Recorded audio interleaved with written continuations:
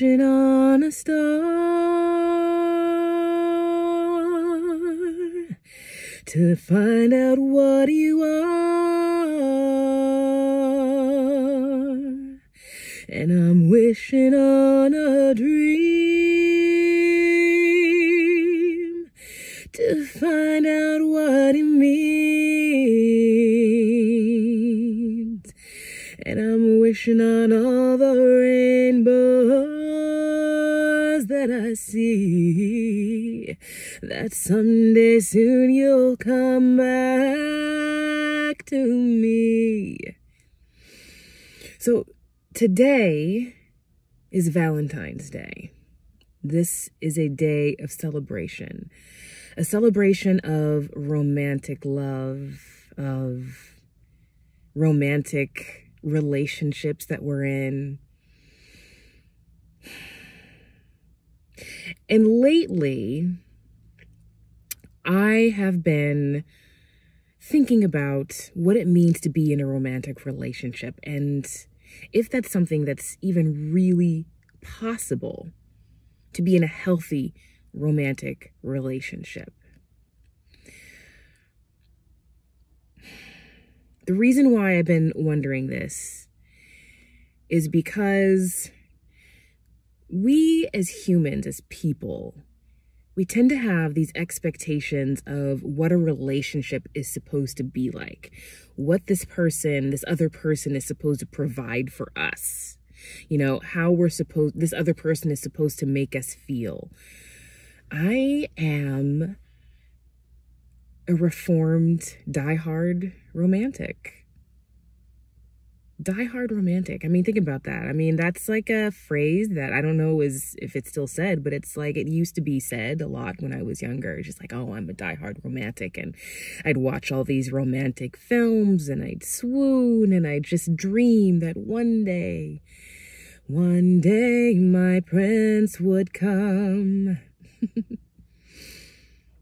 You know, I had all these expectations. And then I met my future husband, my husband. And it was like, here it was. This was everything that I had ever dreamed of and hoped for in a man. He was perfection. And I put those expectations on him, and I assumed that he did the same to me. Put his expectations on me, and we got married and began to kind of try to, I don't know, it's like we try to fill these roles. We try to, you know, have the other person fill these roles for us. And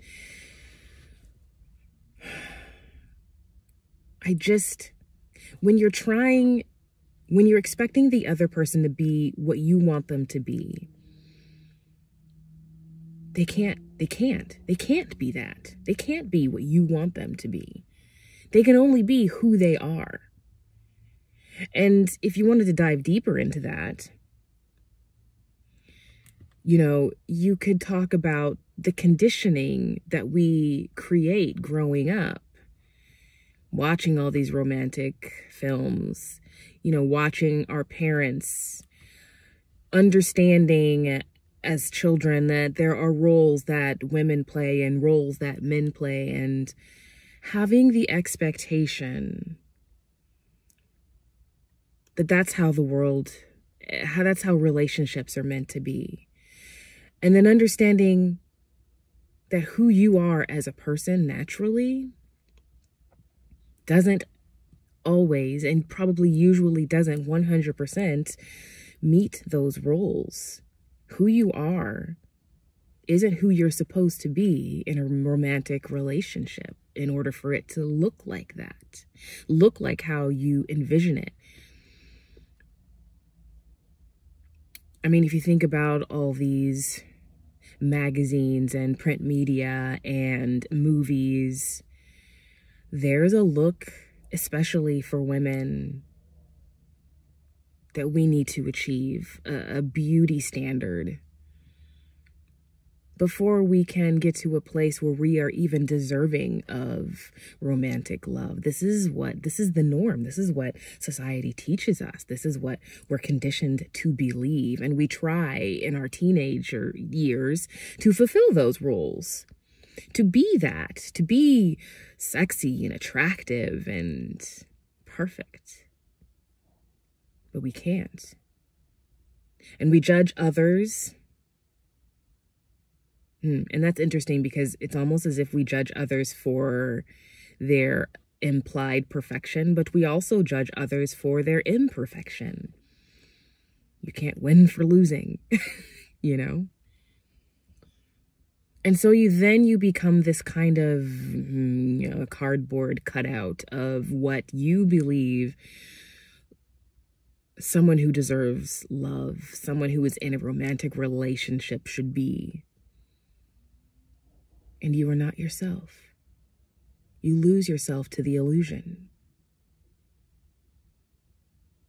And in that illusion, you expect the other person to be a part of that illusion, to be this image that you have in your mind of what a healthy romantic relationship should be like. These two people, these two beings together playing these roles which are not themselves. And you believe it so much that maybe you forget who you really are, and you start to develop this deep cavern inside that nothing can fill. Certainly not by the other. And you blame the other person for that, because they aren't fulfilling you. They aren't giving you that sense of happiness and peace and fulfillment and everything delicious that you know you're supposed to have. They aren't giving you that. They aren't making you feel that.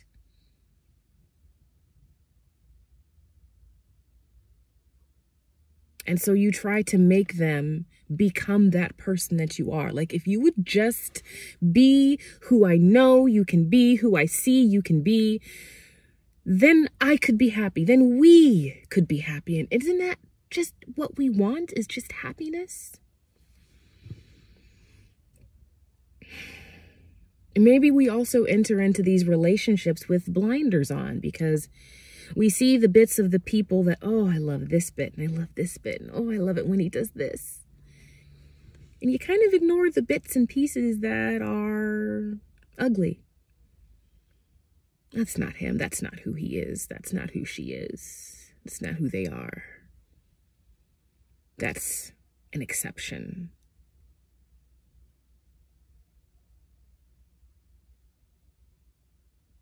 But is it though?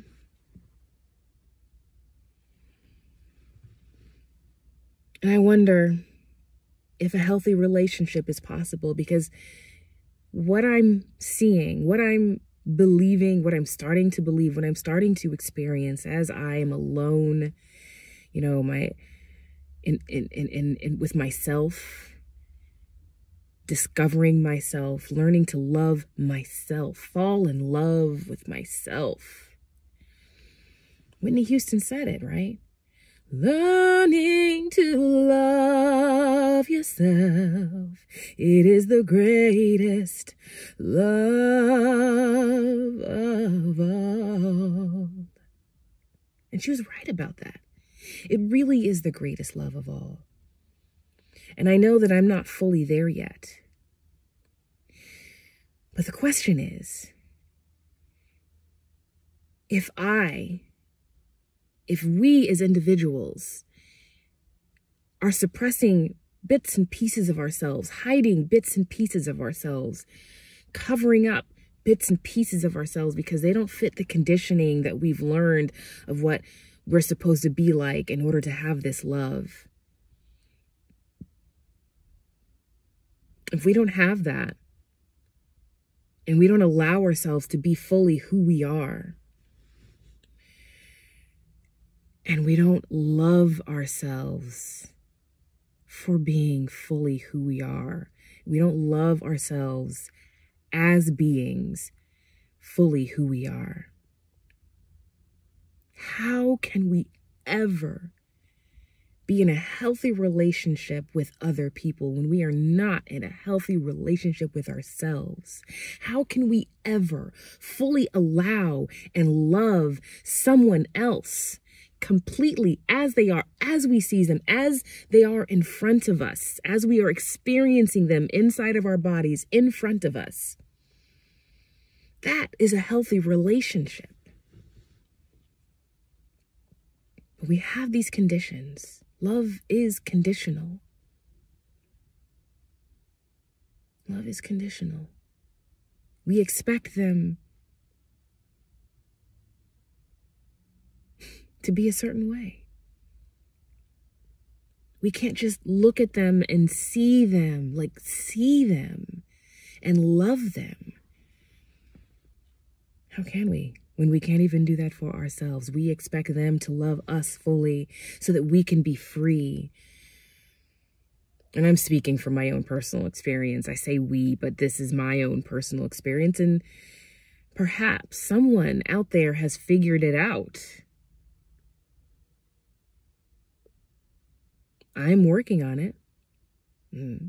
These are all just questions that I have in my mind. I don't really know the answer. I don't know if it's possible for two people to fully experience each other as they are and be in love with each other. To be able to celebrate who the other is and to celebrate the relationship that the two of you have together in a romantic way. Because I don't know that anybody in this world truly loves themselves. I believe that it's possible for a human to fall in love with themselves. I don't think that we do. I think when we say that out loud, when I say that out loud, it sounds really fucking silly. Like, you don't fall in love with yourself. That feeling that I get when I fall in love with someone else, there's no way that I could have that feeling for myself, that I could look myself in the mirror and be like, holy shit, that right there is got to be the most beautiful person that I have ever seen, and how lucky I am that I get to be that person. And if I am judging myself when I say that, how the hell can I really, truly, and healthily fall in love with someone else? I mean, I have expectations for myself, conditioning that I've learned over the years of how I'm supposed to be. You know, as children, and I look at this, right? Like the way that we as adults treat children, how we show them love. You know, over the weekend, I had an experience with someone in my life who I asked him to give, you know, there was an event, a thing that my daughter wanted to go to, but she wanted to check it out first. You know, she wanted to join this group, but she wanted to check it out first. And I didn't think that was too much to ask. And so I, you know, told him and asked him if it would be okay if she checked it out before she made a choice. And he refused to allow her the space that she needed to be able to make that choice. And the judgment that came out of his mouth. And it's not the first time. This particular person has a lot of judgments about children's feelings and how overly sensitive they are and just all these things. But it's like you can tell when you hear these things from other people that this is something that another adult has conditioned them to feel. That their feelings and their emotional needs are not valid. They're not worthy of being met. And if we learn that our emotional needs are not valid, are not worthy of being met, then we pass that on to children and we condition them to believe that the things that they need emotionally, they can't have. And just think of the dissonance that creates inside of a person from a very young age that you live with.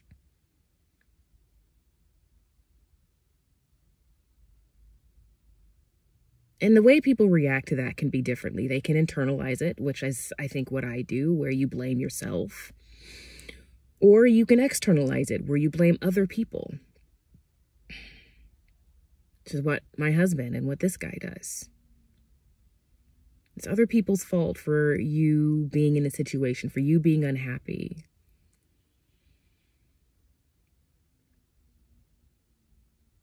And you expect the other person to fix it, of course. And you just can't understand why they would even, go there. But this is the conditioning that we teach our children. We don't always honor, of course I'm generalizing, we don't always honor their emotional well-being. We're adults, we know better. And of course the children, they believe it because we are the authority.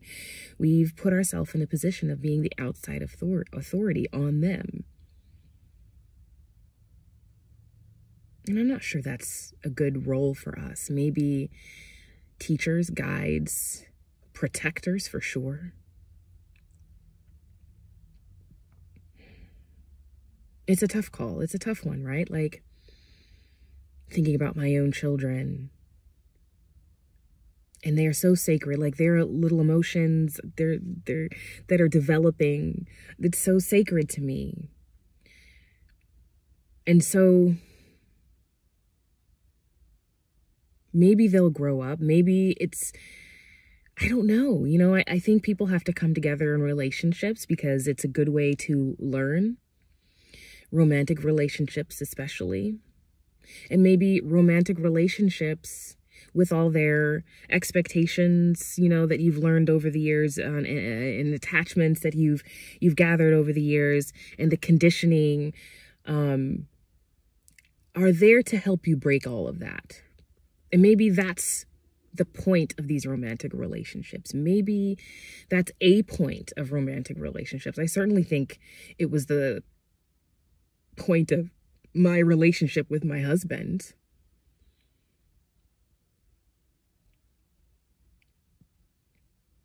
But now that I'm learning to be me and trying to raise tiny humans to be exactly who they are in a world full of deeply conditioned people. Oh my God, you guys, that is so hard. It is so unnerving. It is so frustrating. I get hurt. I get angry. I mull over situations over and over and over again in my head because I wish that is there something that I did? And I internalize it. Is there something that I could have done better? Is there something that I could have said to make this situation different than it is? Did I do something wrong? Who am I?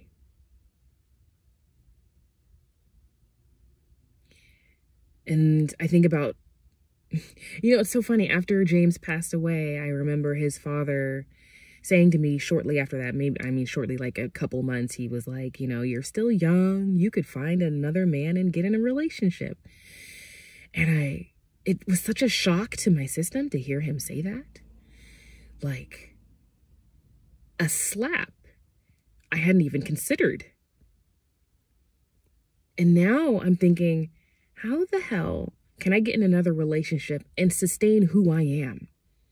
Is it even possible to find another, human being, a man who I can be completely myself with, whatever that is, like sustain that myself and not willingly give myself up in order to sustain my happiness, sustain his happiness, and also allow him to do the same. Like two free human beings in love, in a romantic relationship with each other.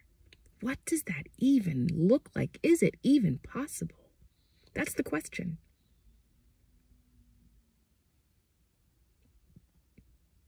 And I don't know if anybody has the answer. I mean, if you have an experience of this, I would love to hear your response in the comments below. I've written deeper into this in my blog, and I'll put the link below. You can read about my experience with romantic love with my husband in the blog. But I would love, I mean, I don't know. What do you think? What is your experience? Do you have experience with this? Is this a relationship that you have thought about, that you have now, that you've seen, that you've experienced? Let me know what you think.